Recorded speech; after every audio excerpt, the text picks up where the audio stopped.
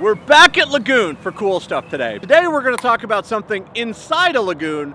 We're going to talk about an authentic pioneer village. So you have all these terraces that are at Lagoon, one of which is the Rose Terrace. And just looking at it, it looks just like any other terrace that you'd see, except for this is part of the original lake park from 1886.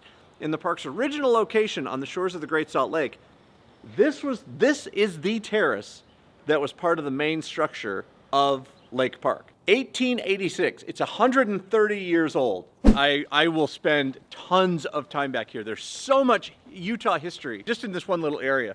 Pioneer Village is an actual pioneer village. They relocated all of these structures from elsewhere in Utah. None of this is reproduction, except for the Arby's. One of the biggest gun museums in the state, one of the largest collections of original Utah currency in the state, on display, just part of when you come to Lagoon. It's awesome. Among the many artifacts inside the gun museum, inside Pioneer Village, inside Lagoon, you will find hundreds of weapons from throughout history. This here is a collection of crossbows from the 1600s. Literally from the 17th century. In the English, coach riding days, they would only have 2 shots, and then once they were out, they were out. You would release a spring, and then this spear would come out, and you'd just start poking people with it. Ta-cha! Ah. Butch and Sundance, right there. And these are some of their actual guns on display in Pioneer Village. These are Revolutionary War muskets, like literally the muskets that built this country.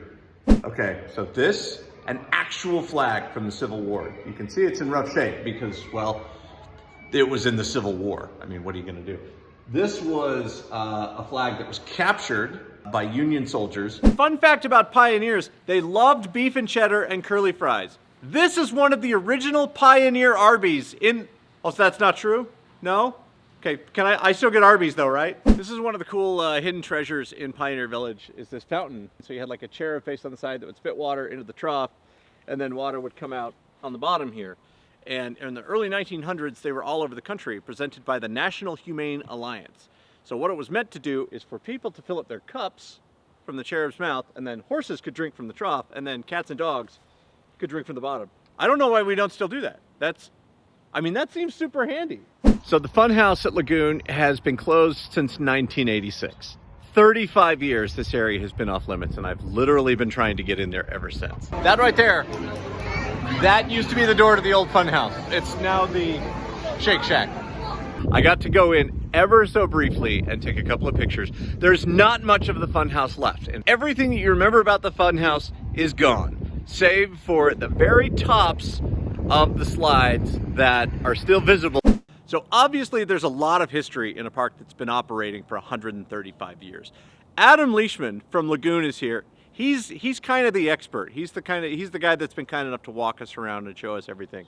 Adam, tell us where we're standing. Right, so Simon Bamberger, who was the governor, also owned a railway, Bamberger Railway, it was an electric railway.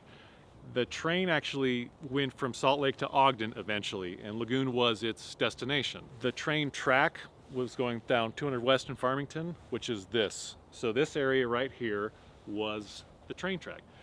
Okay, so one of my favorites at Lagoon, Tidal Wave on the lagoon for which Lagoon is named.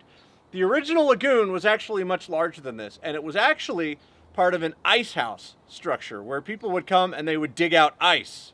That's where this lagoon started way back in the 1800s. Tastes great! Last filling! Tastes great! Some of you will get that joke. So back in the day, they would do cowboy shootouts right down Main Street in Pioneer Village. They stopped them in like 1991, like 30 years ago, and people still ask, hey, what time's the Pioneer shootout? But they would stand right here in the middle of Main Street, and you'd have cowboys come out, and like, with everybody standing around, they'd pull out 6-shooters and be like, bam, bam, bam, bam, bam.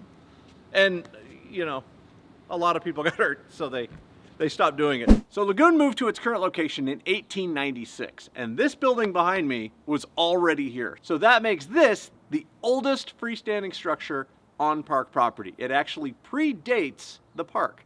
This is the Davis County Jail. So this was actually built in 1895, and it was used as a jail until 1919. So if you were on the train and you got rowdy, the Davis County Sheriff would be like, lock them up, boys! And here you would sit. And all of this is original. No, hey, what? Hey, what are you doing? Hey, no! Part 2 at Lagoon. Thank you so much to Adam Leishman and the staff, security, and guests of Lagoon for letting us hang out there for a second day. As always, if you liked it and you want to see more cool stuff in Utah, like it, subscribe to it, hit that share button on Facebook, and comment down below on what you want to see next time on Cool Stuff in Utah.